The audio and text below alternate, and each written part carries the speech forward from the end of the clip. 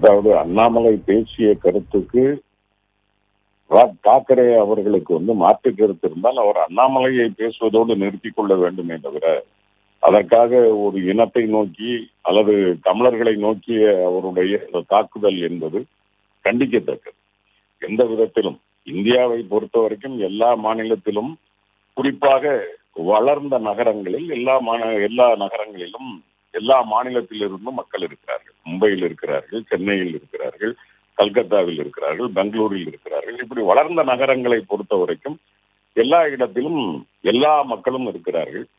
அதிலே ஒரு தனிப்பட்ட முறையில் இப்பொழுது குரோதத்தை விதைப்பதை போல தாக்கரே பேசி இருப்பது உண்மையாக கண்டிக்கத்தக்கது.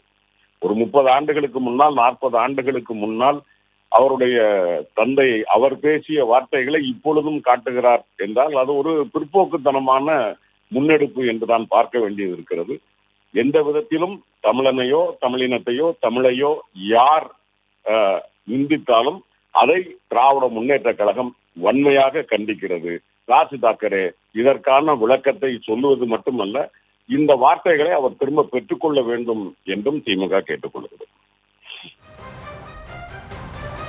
இணைப்பில் தங்களுடைய கருத்துக்களை பகிர்ந்து கொண்டமைக்கு நன்றி திரு கான்ஸ்டன்டைன் ரவீந்திரன்.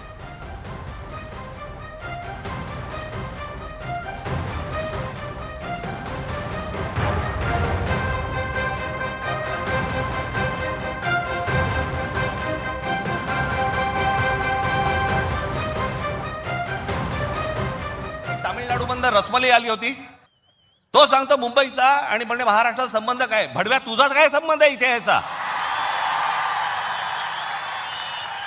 यांच्यासाठीच माननीय बाळासाहेब बोलले होते.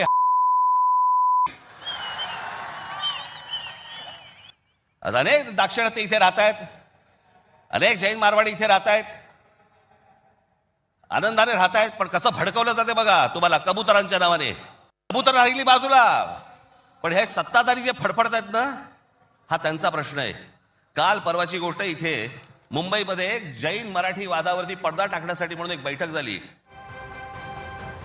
It's very clear people want a triple engine government. If you look at Chennai, it is DMK at the top, BJP, Bangalore Congress BJP, Hyderabad Congress BJP. Here we are looking at the only city in our country where a triple engine sarkar is possible. Modi ji at the center, Devendra Fadnavis at the state, and the BJP mayor and BMC. Because Bombay is not a Maharashtra city, it is an international city. And this city has got a budget of 75,000 crore, not a small money.